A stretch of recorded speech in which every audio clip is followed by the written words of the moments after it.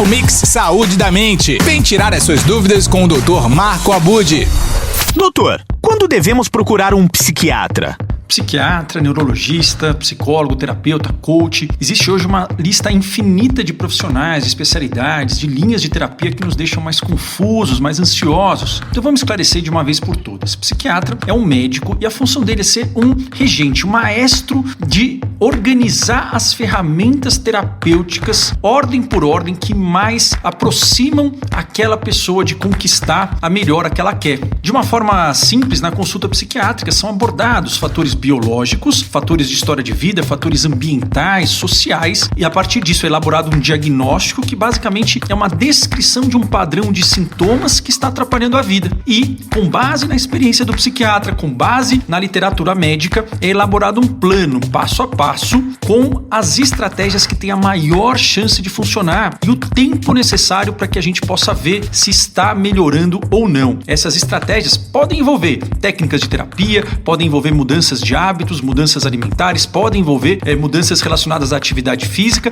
e, em alguns casos, podem envolver medicações específicas para alguns sintomas. O importante é saber que existe um plano e saber que você não está sozinho, você não está sozinha para traçar esse plano. Caso você esteja procurando um outro profissional fazendo tratamento há mais de 4 meses e não apresentou melhora alguma, ou se você está tendo uma piora dos seus sintomas a ponto de atrapalhar, dificultar a sua vida profissional, ou se você tem qualquer pensamento sobre se ferir ou ferir outra pessoa, isso são sinais de alerta que você deve procurar uma avaliação psiquiátrica com urgência. Você não está sozinho, nós temos muitas ferramentas para poder te ajudar. Se você quiser saber mais, me siga no Instagram, no DR Marco Abud. Doutor, os remédios que são prescritos podem viciar? Existem 2 tipos básicos de remédios para nossa mente. Primeiro, são os remédios SOS, os apagadores de incêndio. São remédios que promovem um efeito de alívio rápido do sintoma. É como se fosse um analgésico para dor emocional. Esses remédios são rápidos, mas eles não geram um aprendizado cerebral. O seu cérebro, com esses remédios, não é capaz de desenvolver habilidades próprias para evitar ou para lutar contra emoções, situações ruins. Normalmente, essas medicações são vendidas com aquela tarja preta e podem sim causar dependência, principalmente se o tratamento ficar focado somente nelas. O segundo tipo são o que eu gosto de chamar de facilitadores de novas sinapses. Na verdade, todo caminho, todo hábito que nós temos, pensamento, sentimento, movimento, sensação, tudo isso são caminhos neuronais, são sinapses, comunicações entre os nossos neurônios. Algumas estão muito ativadas, outras estão menos ativadas. O que nós queremos é que essas medicações facilitem a construção de caminhos. Os caminhos são chamados de sinapses em habilidades que sejam saudáveis. Por exemplo, num quadro de depressão, nós queremos remédios facilitadores de sinapses no circuito de motivação, no circuito de prazer, no circuito de conquista, no circuito de lidar com o sofrimento. Quanto mais nós conseguimos fortalecer essas sinapses, menos medicações nós precisaremos. Esses remédios, eles não são tarja preta, eles são tarja vermelha e demoram algumas semanas para agir. O objetivo deles é fortalecer, é facilitar outras ferramentas terapêuticas de mudança. Se você quiser saber mais, me siga no Instagram, no DR Marco Abud, ou no YouTube, no canal Saúde da Mente.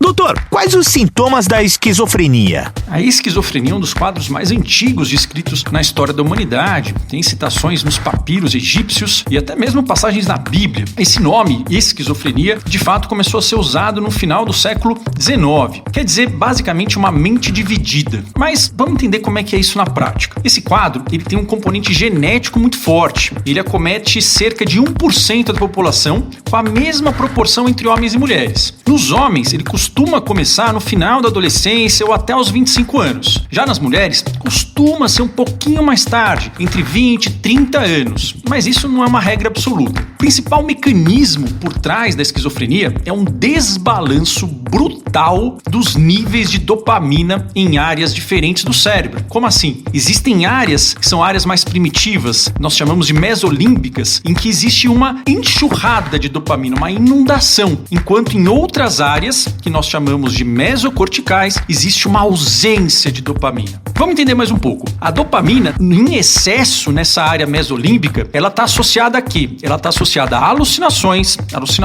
que às vezes parecem reais, às vezes parece uma voz dentro da nossa cabeça, às vezes parece mais do que uma voz. Estão associadas a delírios, a interpretações falsas do mundo, ou a sentimentos de muita perseguição e também a pensamentos e ideias desorganizadas. Esses são sintomas positivos da esquizofrenia. E a ausência de dopamina no circuito mesocortical está associada à redução de fala, a respostas emocionais embotadas, estranhas, a uma apatia, uma perda de interesse e uma dificuldade em seguir planos e completar tarefas do dia a dia. Por isso que a esquizofrenia tem esses dois tipos de sintomas. Esse quadro precisa ser avaliado o quanto antes, porque isso faz muita diferença no tratamento. Se você quiser saber mais, me siga no Instagram, no Dr. Marco Abud, ou no canal Saúde da Mente no YouTube.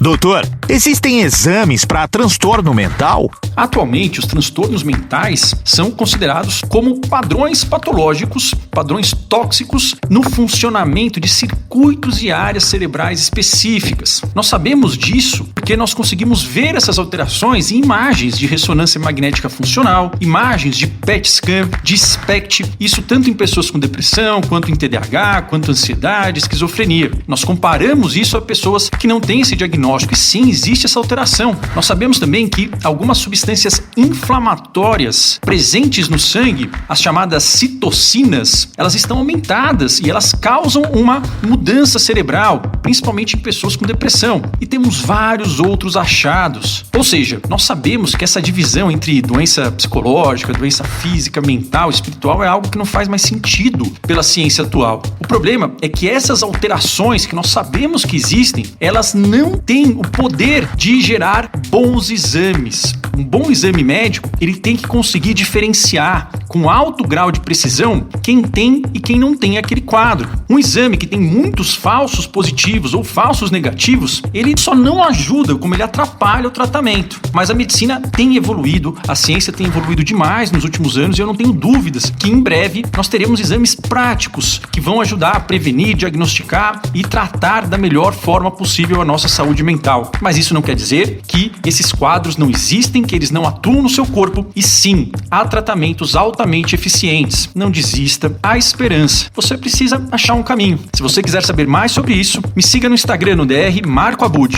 Doutor, o que fazer para melhorar a saúde mental? A psicóloga Amy Morin, editora-chefe do portal Very Well Mind, autora best-seller internacional, ela diz que embora seja fácil nós termos uma boa saúde mental quando a vida está tranquila, a verdadeira força mental fica mais evidente em meio às tempestades inevitáveis. A verdadeira força mental é desenvolver habilidades de regular emoções, de regular pensamentos, de regular os seus comportamentos de forma positiva, apesar das circunstâncias do meio. Isso te dá liberdade de saber seguir o seu caminho, mesmo que o ambiente não colabore. Isso exige duas coisas, não é fácil. Exige prática e coragem. Coragem de direcionar a sua vida rumo aos seus valores pessoais. Aqui vão 3 hábitos que aumentam a sua força mental. Primeiro, questione as suas crenças engessadas. Toda vez que nós usamos palavras como sempre, nunca, devo, nós estamos nos prendendo a regras muito arraigadas na nossa mente há muito tempo. E isso sempre gera muita ansiedade, muita paralisação e muito desânimo. Perceba essas palavras, comece a questionar essas frases. Número 2, não queime toda a sua energia mental à toa. Energia